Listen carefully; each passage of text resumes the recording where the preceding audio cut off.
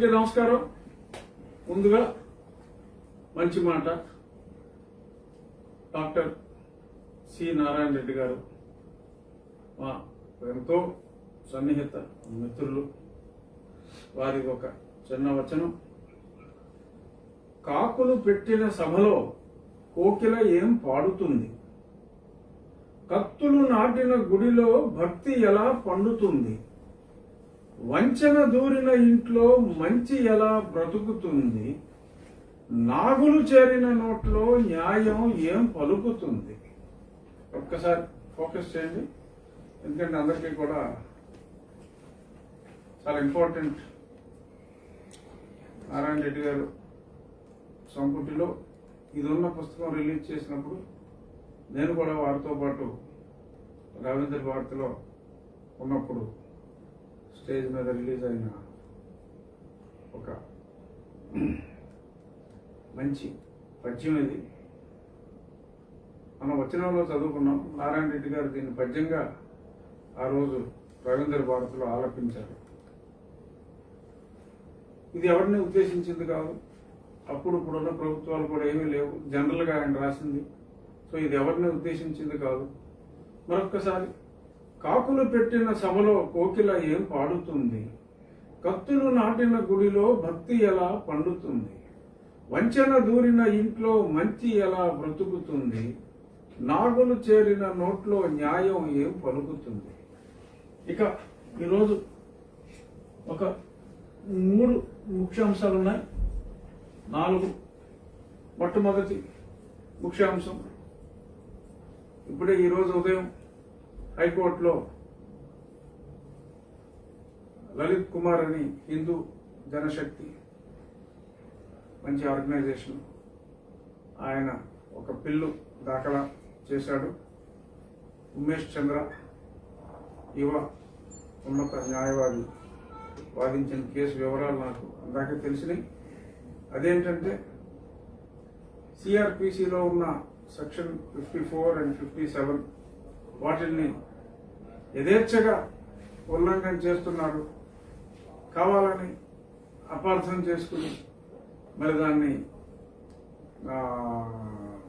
నిర్వీర్యం చేస్తున్నారు ఆ చట్టాలని. 54 సిఆర్పిసి ఏం చెప్పిందంటే, ఎవరినైనా అరెస్ట్ చేస్తే ఇమ్మీడియట్గా పోలీస్ కస్టడీకి మన మెడికల్ ఎగ్జామినేషన్కి తీసుకెళ్లి వారి ఒంటి మీద ఏం గాయాలు ఉన్నాయి, అసలు వారికి ఎటువంటి రుగ్మతలు ఉన్నాయి అనేది ముందు తెలుసుకోవాలి అనేది చాలా స్పష్టంగా అందులో ఉంది.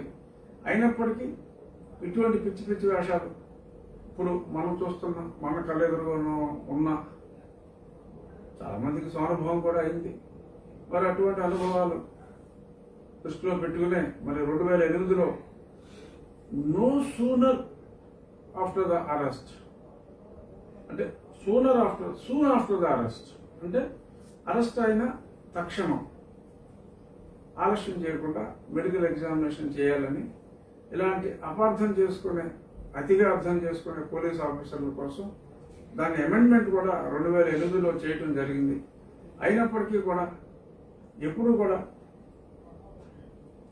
ఒక 23.5 గంటల తర్వాత ఏదో మొక్కుబడిగా, నాకు తెలుసు, నాకే బీపీ 165/110 మరి మేజిస్ట్రేట్ దగ్గరికి తీసుకెళ్లే ముందు ఉంటే ఆ ప్రబుద్ధుడు, ఆ డాక్టర్ చెప్పినా వినిపించుకోకుండా 120/80 అని రాయటం జరిగింది. సరే, దీని పక్కన పెడదాం. బట్ ఇమ్మీడియట్గా అరెస్ట్ అయిన వెంటనే మరి ఆ మెడికల్ ఎగ్జామినేషన్ తీసుకెళ్ళాలి. కానీ అటువంటి దాఖలాలు అరెస్ట్ అయిన ఎన్ని గంటలకు మెడికల్ ఎగ్జామినేషన్ తీసుకెళ్తున్నారు అనేది ప్రత్యక్షంగా చూసాం. ఆ న్యాయవాది కూడా కొన్ని లైవ్ ఎగ్జాంపుల్స్ కూడా ఇచ్చినట్టుగా నాకు తెలిసింది. అలాగే 57లో మరి 24 గంటలు is the upper limit to produce before the magistrate అని ఉంటే, సో దాన్ని టేకెన్ ఫర్ గ్రాంటెడ్గా తీసుకుని ఎటువంటి ప్రిలిమినరీ ఎగ్జామినేషన్ అవసరం అయ్యి పిఐ స్టేజ్లోనే ఇంకా మనకి డీటెయిల్ ఇన్వెస్టిగేషన్ అక్కర్లేదు అనుకుంటే ఆ 24 గంటల సమయం వాడుకోవాలి తప్ప మరి డిటెన్షన్ అవసరం అనుకున్నప్పుడు ఆ 2వ గంటలోనో 3వ గంటలోనో ఎప్పుడైతే అప్పుడు ఆ మేజిస్ట్రేట్ దగ్గరికి తీసుకెళ్లి స్పెసిఫిక్గా రిమాండ్ అడగాలి. వాళ్ళు పోలీస్ రిమాండ్ ఇస్తే ఇవ్వచ్చు, లేదంటే జ్యుడిషియల్ రిమాండ్కి పంపించవచ్చు. ఏదైనప్పటికీ కూడా నిన్న జస్టిస్ లలిత్ కుమార్ గారు కూడా మెజిస్ట్రేట్స్ కూడా ఏదో మొక్కుబడిగా ఈ పోలీసులు తీసుకొస్తే మొక్కుబడిగా రిమాండ్లకు ఇచ్చేయటం ఇటువంటివి జరుగుతున్నాయని చెప్పి మరి న్యాయమూర్తి గారు కూడా మరి చెప్పడం జరిగింది. మరి జరుగుతున్న పరిస్థితులు ఇలా ఉన్నాయి కాబట్టి మరి ఆ పిల్లేసిన లలిత్కి వాదించిన ఉమేష్ చంద్రకి నా అభినందనలు. ఈరోజు చీఫ్ జస్టిస్ గారు 2 వారాల్లో వాళ్ళని చీఫ్ సెక్రటరీని డీజీపీని కౌంటర్ వేయమని చెప్పినట్టుగా తెలిసింది. చూద్దాం వాళ్ళు ఏం కౌంటర్ వేస్తారు.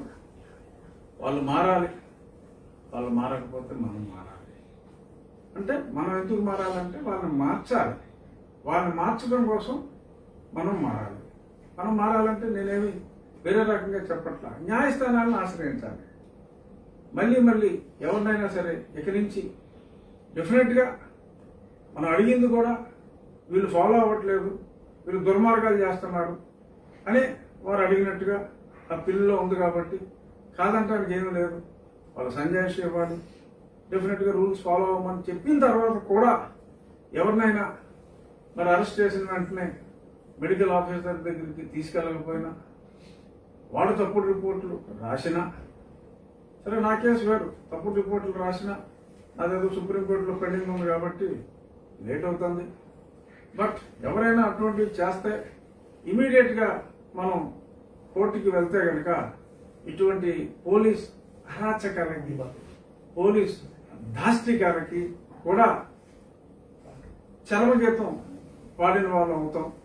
ప్రజల్లో కూడా ఆ పోలీసుల మీద వాళ్ళకున్న హక్కులేంటి, మనకున్న హక్కులేంటి అనేది తెలియాలి.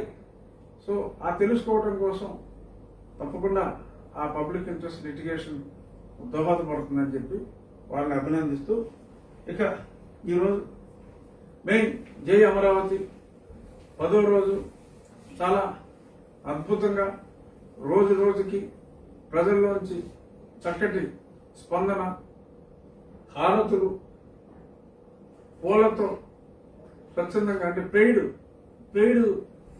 పూలు కాదు, ప్రజలు స్వచ్ఛందంగా మా దగ్గరే మీరు భోంచేయండి అని చెప్పి ఏ ఊరు కా ఊరు చందాలు వేసుకొని, అలాగే ఎక్కడెక్కడి నుంచో జనం వచ్చి మా సకల శాఖ మంత్రి గారు చెప్పిన కలవరపడతారని చెప్పిన రాయలసీమ నుంచి, విశాఖపట్నం నుంచి కూడా బస్సుల్లో కూడా జనం వచ్చి మా వంతు కంట్రిబ్యూషన్గా ఈ 1 లక్ష ఉంచండి, లేకపోతే ఈ 5 లక్షలు ఉంచండి మీ పాదయాత్రకి ఖర్చుల నిమిత్తం అని చెప్పి మరి ఆ ప్రజాస్పందన రాష్ట్రం నలుమూలల నుంచి పెయిడ్ ఆర్టిస్టులు తీసుకొచ్చి బిర్యానీ ప్యాకెట్లు ఇచ్చి మరి మాకు 3 రాజధానులు కావాలని చెప్పి అక్కడ వాళ్ళతోటే అనిపించి 4 టెంట్లు వేసి మరి చేసిన ఈ పనులన్నీ చూసాం.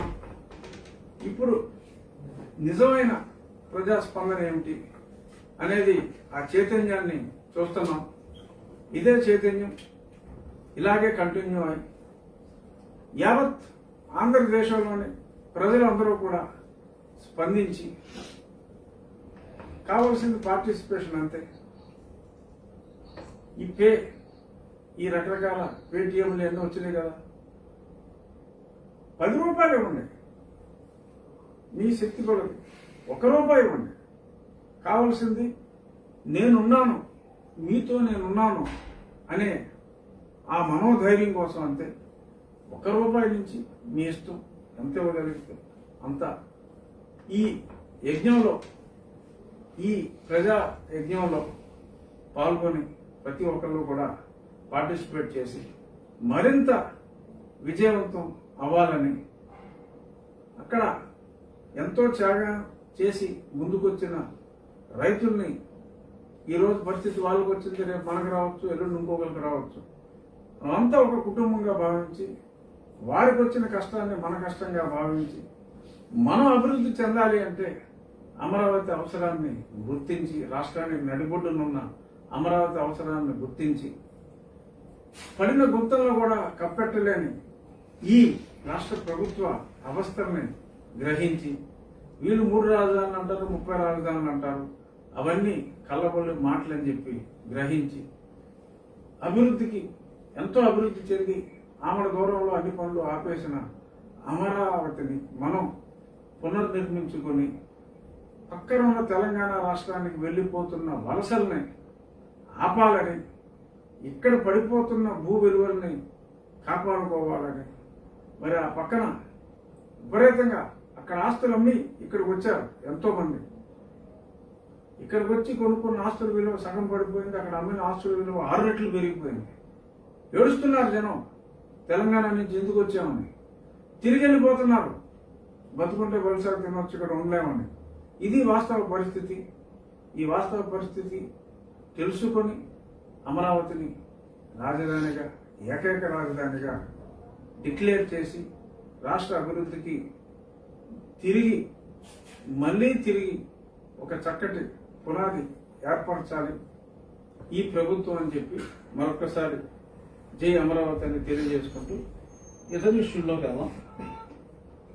చూసాం, ఎలక్షన్ అంటే ఎందుకు మా ప్రభుత్వానికి ఆ దడ, మా పార్టీకి ఆ గుండె దడ అనేది నాకైతే నిజంగా అర్థం కావట్లేదు.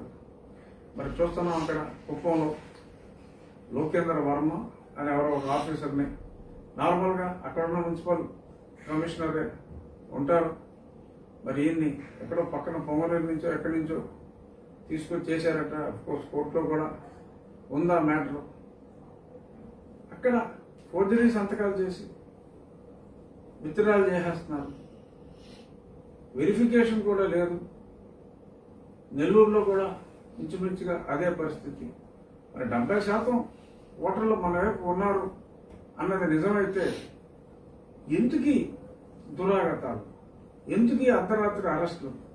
నా నియోజకవర్గంలో ఉన్న ఆకివీళ్ళలో మరి 2 మంత్రులు, 5 మా నియోజకవర్గానికి, నా పార్లమెంటుకు కూడా సంబంధం లేని ఎమ్మెల్యేలు, వీళ్ళందరూ కూడా ఆ నియోజకవర్గానికి సంబంధం లేని ఎమ్మెల్యేలు, భీమవరం ఎమ్మెల్యే, ఇంకొక ఎమ్మెల్సీ, ఆ పక్కన ఉన్న ఎమ్మెల్యే, ఎవరెవరో వచ్చి మరి అక్కడ క్యాంపులు వేశారు. ఎంత మీ పర్సంటేజ్ ఎంత ఉందండి? 52% ఏది ప్రజల్లో 70 అంతా చెప్పారుగా. నిజం లెక్క అయితే అది వేరు, మా సజ్జల లెక్క అయితే. ఇప్పుడు మీరు క్వశ్చన్ చేసేది అంత పర్సంటేజ్ ఉన్నా కానీ ఎందుకు ఇదంతా, ఎందుకు అంత పర్సంటేజ్ ఉందని మనం చెప్పుకుంటున్నప్పుడు మరి ఈ రకంగా ఈ వాళ్ళని పట్టుకుంటారు, నిర్బంధించటాలు, మరి ఎక్కడి నుంచో మీరు ఇక్కడికి ఎందుకు వచ్చారు అని చెప్పి ఏ పదాలు లేకపోయినా ఎక్స్ ఎమ్మెల్యేలు, ఎక్స్ మంత్రులు అక్కడికి వచ్చి ఆ కుప్పంలో ఉంటే మనకి ఎందుకు కంగారు? అర్ధరాత్రి ఎందుకు అరెస్టులు? రాత్రి 11ంటికి ఓట్ చేస్తామంటే పట్టుకుపోయారంట.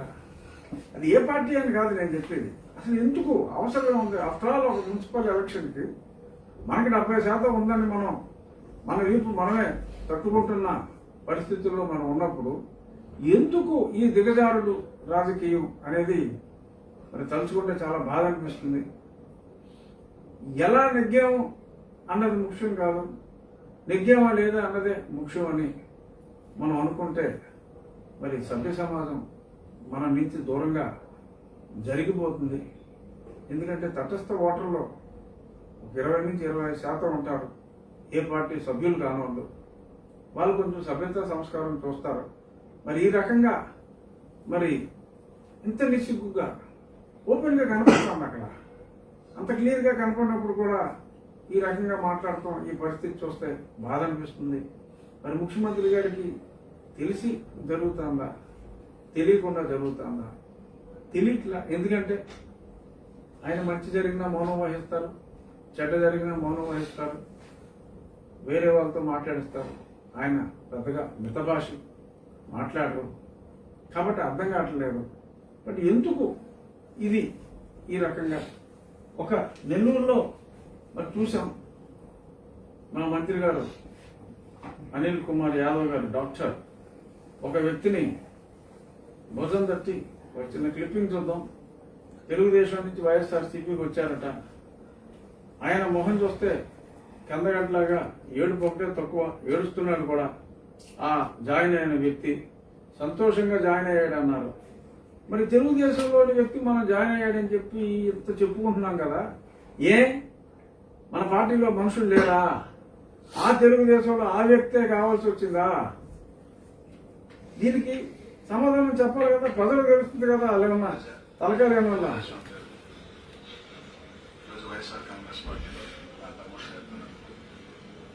చూడండి అతని ఫేస్ ఎలా ఉందో, ఫోకస్ చేయండి.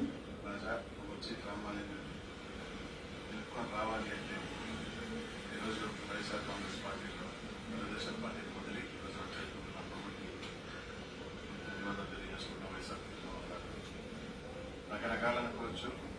డబ్బులు అమ్మకం ఒక రూపాయి తీసుకోకుండా కేవలం నా మీద అనుమానంతో ఈరోజు పార్టీలో చేరారు. పండుగ తీసుకోవడం జరిగింది. అది సో నెల్లూరు రూరల్ నియోజకవర్గం చెప్పింది ఏంటంటే, మరి ఈయన మీద ఉన్న అభిమానం ఈ రోజే ఎందుకు వచ్చింది, ఈ ఎలక్షన్ సమయంలోనే ఎందుకు వచ్చింది?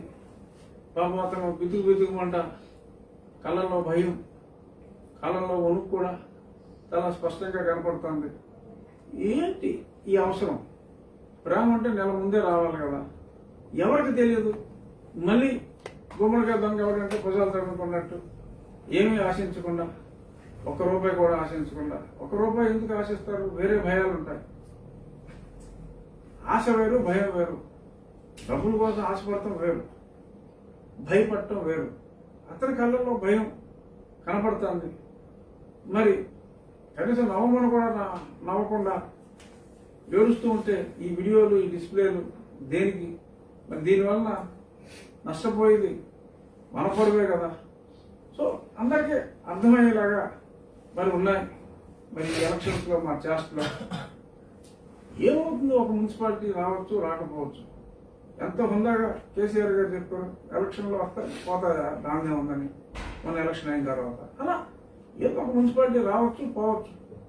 ఈ రకంగా మరి మున్సిపల్ ఎలక్షన్స్లో కూడా చాలా మంది జనరల్గా ఏదైనా కొంచెం లేఖిగా ఉంటే ఏంట్రా మున్సిపాలిటీ బుద్ధులు అంటారు. ఎందుకు వచ్చిందో ఆ మాట నాకు తెలియదు.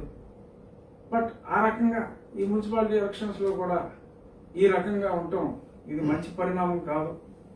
దీని మీద కూడా at an appropriate place I want to right a letter.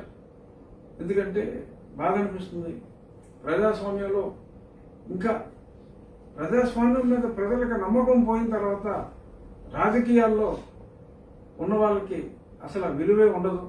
రాజకీయ నాయకుల్ని ఆల్రెడీ గుండాల్లాగా చూస్తున్న ఈ పరిస్థితిలో మరి కొన్ని చోట్ల ఎత్తుకుపోతున్నారు క్యాండిడేట్లని, కొన్ని చోట్ల వాళ్ళ సంతకాలు వీళ్ళే పెట్టి విత్డ్రాయాలంటున్నారు, వాళ్ళు కనపడతలేదు. మరి ఈ పరిస్థితి, ఇటువంటి పరిస్థితి రావటం, మరి స్టేట్ ఎలక్షన్ కమిషనర్గా ఉన్న నీలం సహాని గారు నిమ్మకి నీరెత్తినట్టు చేష్టలుడికి గుడ్లప్పగించి చూస్తుండటం, ఎక్కడా కూడా ఎటువంటి చర్యలు లేవు. మరి గతంలో నిమ్మగడ్డ రమేష్ కుమార్ గారు ఉన్నప్పుడు వాళ్ళకున్న లిమిటెడ్ పరిధిలో ఆయన వంతు న్యాయం ఆయన చేసేవారు. మరి రాజ్యాంగబద్ధమైన పదవిలో ఉన్న నీలం సహాని గారు కూడా మరి కాస్త చొరవ తీసుకుని ఇప్పుడు ముఖ్యమంత్రి గారు ఇంకో 5 సంవత్సరాల పాటు, ఈ ముఖ్యమంత్రి మళ్ళీ ఈయన రావచ్చు, ఇంకొకరు రావచ్చు, ఏ ముఖ్యమంత్రి కూడా 5 ఏళ్ల పాటు మిమ్మల్ని కదల్చలేరు. మరి ఎందుకంటే గతంలో కూడా కదల్చాలని చూస్తే ఏం జరిగిందో కూడా మనం చూశాం. కాబట్టి మీరు నిర్భయంగా రాజ్యాంగబద్ధ పదవిలో ఉన్నందుకు న్యాయం చేయండి. అంతేగాని ఈ రకంగా ప్రభుత్వానికి అణిగిమణిగి ఉన్న ఇంప్రెషన్ బయట వస్తున్నట్టుగా అనిపిస్తుంది. So my appeal to Shrimati Neelam Sahani, be on your own. It's a request as a parliamentarian. You might be saying that, no, I am following the rules. No, you are not following. You are not following. Please follow the election code. Do justice. You call. ఎవరైతే ఎవరి సంతకాలు forgery చేశారని చెప్పారో immediately you should have called them. మీ సంతకం మీరు పెట్టారా లేదా అని ఎంక్వైరీ చేయవలసిన బాధ్యత కూడా సుమోటోగా you must take it up. వాళ్ళ ప్రాణాలు అరిచేతిలో పెట్టి కూర్చున్నారు. It's your responsibility to take it up. Madam, you have to do that. So ఈ ఎలక్షన్స్లో మరి ఈ రకంగా ఈ బిహేవియర్ మంచిది కాదని తెలియజేసుకుంటూ నెక్స్ట్ టాపిక్ ఈ ఎయిడెడ్ స్కూళ్ళ గొడవ. నాడు నేడు అనేది చాలా పాపులర్ డైలాగ్ మా ముఖ్యమంత్రి గారికి. ఈరోజు సోషల్ మీడియాలో పైది నాడు కిందది నేడు అని ఈ చిత్రం ఒకటి బాగా పాపులర్ అయింది. చూడండి, పైది చక్కగా చిరునవ్వుతో ముషిముషి నవ్వుతూ విద్యార్థినులతో మా ప్రీతం ముఖ్యమంత్రి గారు, కింద గాయపడ్డ తలకి కట్టుకుని ఇప్పుడు మరి ఆవిడ ఎక్కడున్నారో, ఆ పాప ఎక్కడుందో కూడా తెలియదు అంటున్నారు. మరి స్వీయ నిర్బంధము మరికి ఏమి నిర్బంధము తెలియదు. బట్ అమ్మాయి దొరికిందా? ఏదో వీడియో రిలీజ్ చేసిన తర్వాత కనపడలేదు అమ్మాయి కానీ తల్లి కానీ. సో మరి అజ్ఞాతం. సో అది నాడు నేడు. ఈ సందర్భంగా ఈ ఎయిడెడ్ స్కూల్స్ ఈ గొడవలు వచ్చినాయి కదా, ఈ సందర్భంగా ఒక చిన్న వీడియో మా ముఖ్యమంత్రి గారు వ్యాఖ్యానంతోనే ఈ వీడియో.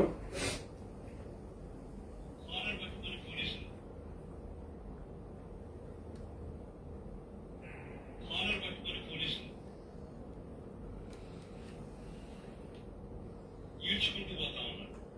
పోలీసులు లాఠీ చార్జ్ చేస్తా ఉన్న విషయం తెలుస్తుంది. మహిళలను కూడా చూడకుండా మగ పోలీసులతో నిర్బంధం, విద్యార్థులను ఈడ్చుకుంటూ పోతా ఉన్నారు. ఇంతకన్నా దారుణమేమైనా ఉంటుందని అడుగుతా ఉన్నారు. సో ఇప్పుడు మీరు చూసిన వీడియోలో ముఖ్యమంత్రి గారి మాటలు పాతవి, ఈ వీడియో క్లిప్పింగ్లు లేటెస్ట్. పోలీసులు ఎంత దారుణంగా విద్యార్థులని ట్రీట్ చేస్తున్నారు, లాక్కు వెళ్తున్నారు. మరి మహిళలను కూడా మహిళా పోలీసులు లేకుండా మరి ఇలా ఈడ్చుకెళ్తున్నారు అని ఆయన అన్న మాటలో సందర్భం ఆయన ముఖ్యమంత్రి కానప్పుడు ఈ సీన్లు మొన్న అనంతపురం కాలేజీలో జరిగినాయి. సో మా ముఖ్యమంత్రి గారంటే మాకు గౌరవం కాబట్టి, ఆయన మాటలు మాకు శిరోధార్యం కాబట్టి ఆయన మాటల్లోనే అక్కడ జరిగిన దాన్ని వివరించడం జరిగింది. ఇక అక్కడ ఏం జరిగింది అన్నది మరొకసారి మనం కళ్ళ కట్టినట్టు చూద్దాం.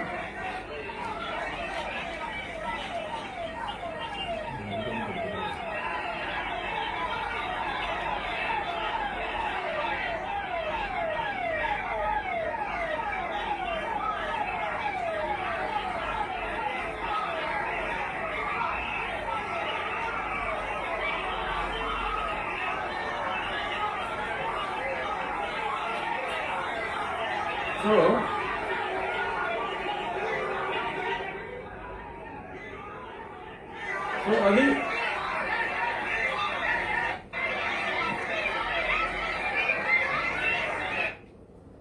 అక్కడ మరి యూనిఫామ్ వేసుకున్నారు, కాకి డ్రెస్ లో. మరి పిల్లలు కూడా లేడీస్కి ఒక యూనిఫాము, గర్ల్స్కి ఒక యూనిఫాము, బాయ్స్కి ఒక యూనిఫామ్ ఉంది.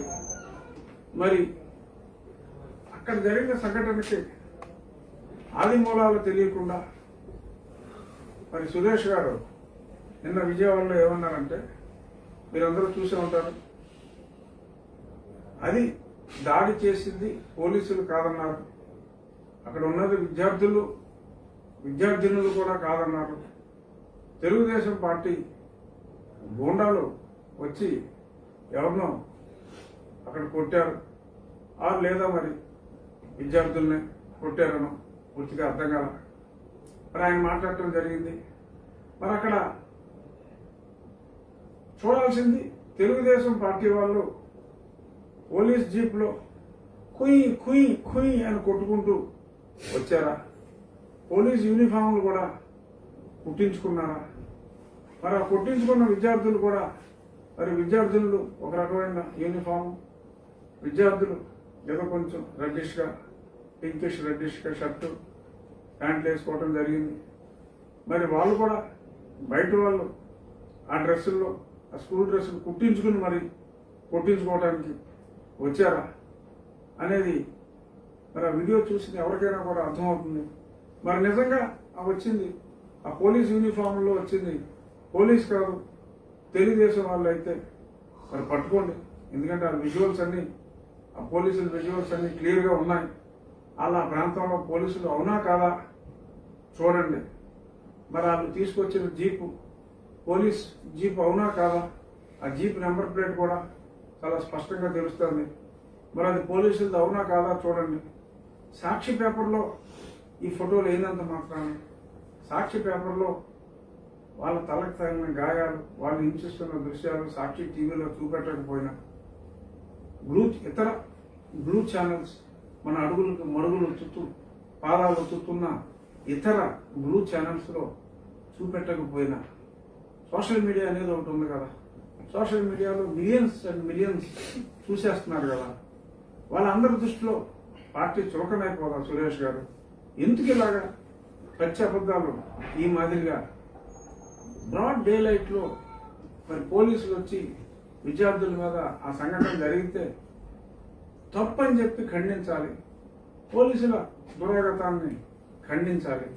అది ఖండించడం మానేసి కొట్టినోడు పోలీసు కాదు, కొట్టించుకున్న వాళ్ళు విద్యార్థులు కాదు, ఎవరో పార్టీ వాళ్ళు వచ్చి ఇదంతా చేశారు అని చెప్పి మాట్లాడటం మరి అది కాస్త చౌకబారు ప్రకటనలాగా ఉందని ప్రజలు అనుకుంటున్నారు. మరి దీనివలన ప్రభుత్వానికి అప్రదిష్ట, పార్టీకి కూడా అప్రదిష్ట. కాబట్టి మరి పార్టీలో నేను ఉన్నాను కాబట్టి, పార్టీలో నన్ను ఇంకా ఉంచారు కాబట్టి మరి ఈ విషయం మరి నేను చెప్పాల్సి వస్తుంది. ఇక విద్యార్థులు కూడా ఎయిడెడ్ విద్యా సంస్థల్ని కొనసాగించాలి అని చెప్పి చాలా స్పష్టంగా గొడవ చేస్తున్నారు.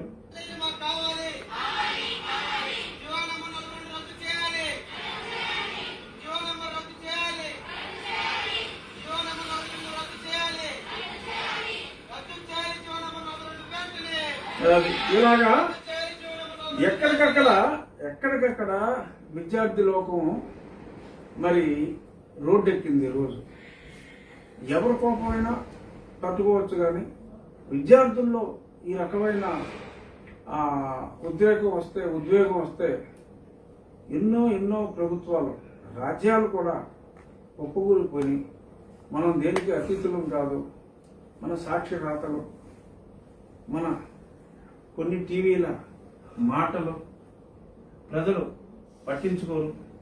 ఎయిడెడ్ టీచర్ని కేవలం స్థలాపేక్షతో వాళ్ళని బఫూన్గా చేయడం జరిగింది.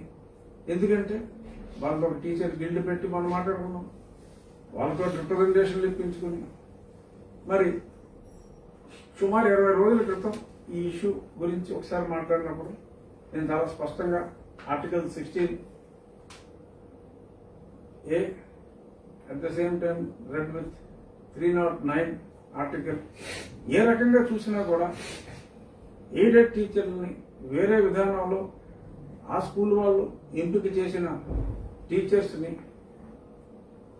ఎటువంటి ఛాన్స్ ఫర్ ఆల్ ఇవ్వకుండా, కామన్ ఎగ్జామినేషన్ లేకుండా 309 ప్రకారం you can have some discretion అంటే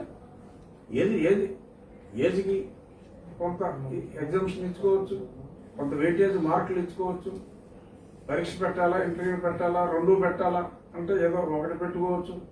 సో ఇటువంటి కొన్ని వెసులుబాట్లు ఉన్నప్పటికీ మీరు గ్యారంటీగా ప్రభుత్వానికి వీళ్ళు బకరాలు చేస్తున్నారు, అల్టిమేట్గా ఎవడో కోర్టుకు వెళ్తాడు, ఈ ఉత్తరాలు ఇచ్చి మిమ్మల్ని అడ్డం పెట్టి మీకేదో మేలు చేస్తున్నామని భ్రమింపజేసి మరి కొన్ని స్కూల్స్ని స్థలాపేక్షతో భవిష్యత్తు లాభాపేక్షతో మరి స్వాధీనం చేసుకోవాలని చేస్తున్న ప్రయత్నాలు అల్టిమేట్గా మీకేమి జరగదు.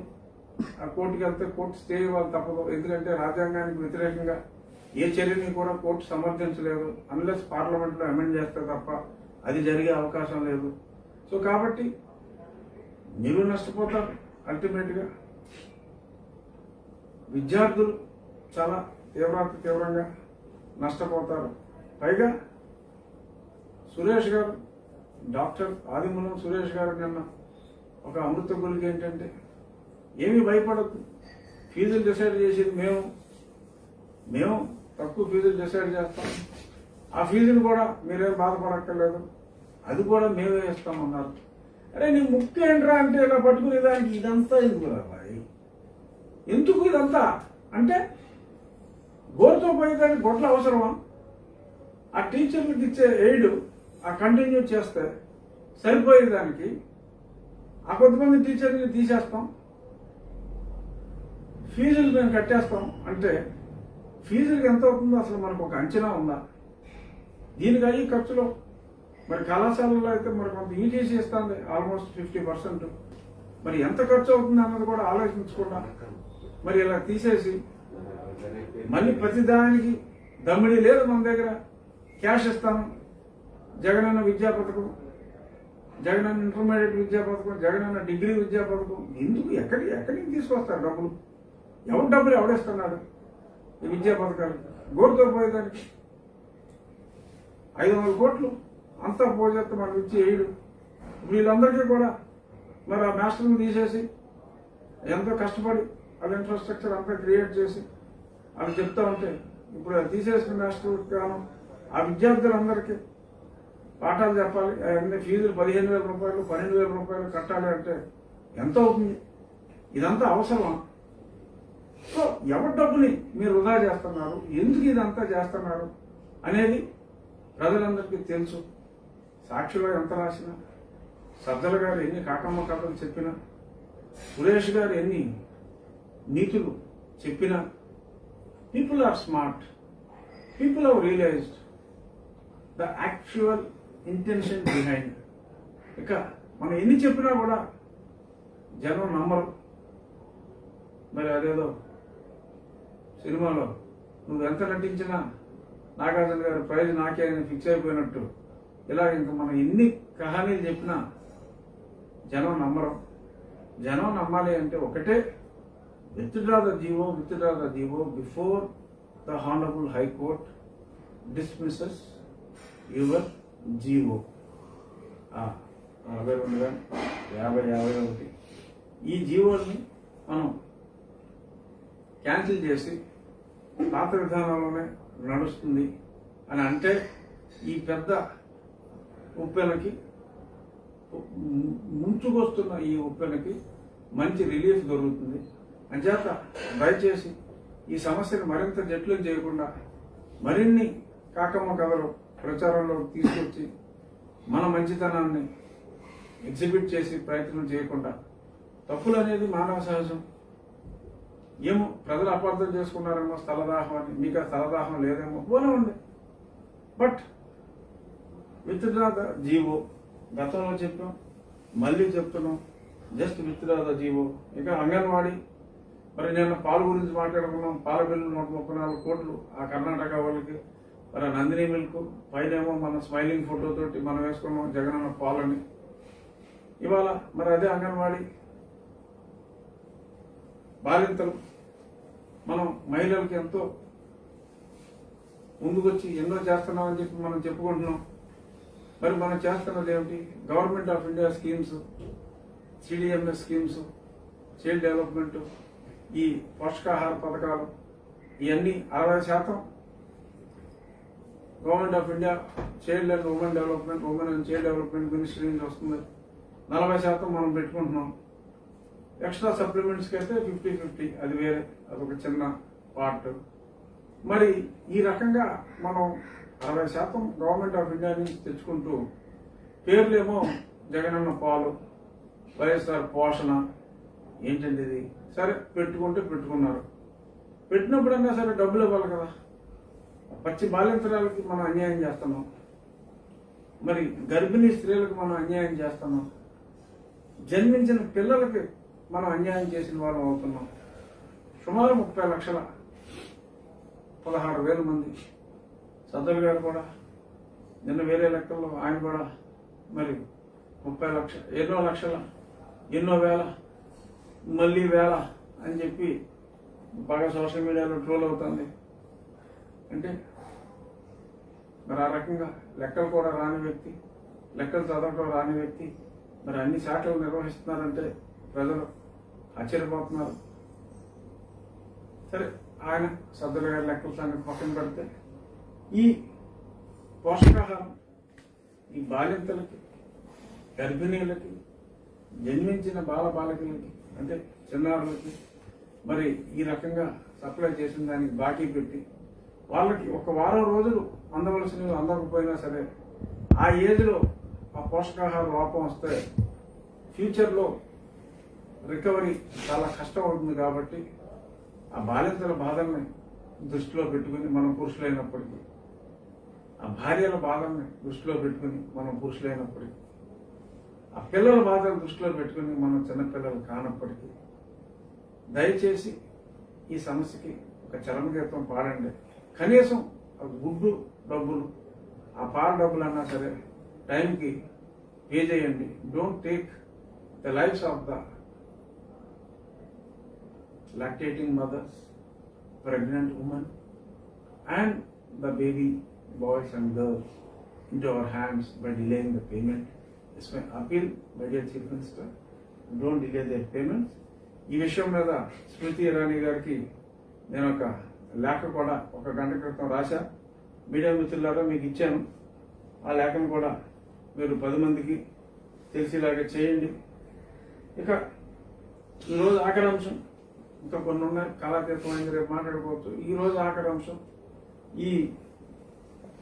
ఈ హౌసెస్ ఏదైతే మరి గతంలో ఎన్టీ రామారావు టైంలో కానీ, రాజశేఖర రెడ్డి గారి టైంలో కానీ, ప్రభుత్వం కిరణ్ కుమార్ రెడ్డి గారి టైం కానీ, రోషయ్య గారి టైం కానీ, ఎవరైనా కానీ, చంద్రబాబు నాయుడు గారు, ఆయన ఎక్కువ సంవత్సరాలు ఉన్నారు అందరికన్నా, ఆయన టైంలో కానీ ఎన్నో గృహ నిర్మాణ పథకాలు వచ్చినాయి. లబ్ధిదారులు చాలామంది ఉన్నారు. మరి ఆ లబ్ధిదారులకి ఇచ్చిన హౌసెస్కి చాలామంది లోన్లు కూడా రిపే అయిపోయినాయి. వాళ్ళ ఇల్లు వాళ్ళకి రిజిస్ట్రేషన్ చేయడానికి మరి ఈయన మా ప్రభుత్వం 10,000 రూపాయలు ఇస్తే పట్టా ఇస్తాం అని చెప్పి మాట్లాడుతున్నారు. చాలా దారుణం. నీళ్లు నీకు ఇవ్వటానికి పట్టా ఏం రావు. అలాగే ఆస్తులు పంచుకుంటే ఆ పంచుకున్న వారసత్వ ఆస్తికి కూడా మరి దేశంలో ఎక్కడా లేని విధంగా మరి దాని మీద కూడా పన్నులు వేస్తామంటున్నారు. దేనికి ఇన్ని పన్నులు? ఒక పక్క డబ్బులు పంచుతూ ఉంటారు, పంచిని మళ్ళీ లిక్కర్లో మనమే లాగేస్తున్నాం. డైరెక్ట్గా ఆ పర్పస్కి ఇస్తే డబ్బు యూటిలైజ్ అవుతుంది, కానీ మనకు కావాల్సింది వేరే పర్పస్తో క్యాష్ లాగేయాలి. కాబట్టి ఆ క్యాష్ లాగడానికి మనం ఇస్తున్నాం. ఇది స్పష్టంగా అర్థమవుతుంది. మరి ఈ రిజిస్ట్రేషన్ అని ఇప్పుడు వాళ్ళ దగ్గర డబ్బులు కలెక్ట్ చేయటం, మీరేం రిజిస్ట్రేషన్ చేయక్కల్లా. మై అప్పీల్ ఇస్, మీ ప్రాపర్టీ మీరు ఇప్పుడు రిజిస్ట్రేషన్ చేసుకున్నంత మాత్రాన ఏ ప్రభుత్వం కూడా వెనక్కి తిరిగి తీసుకోలేదు.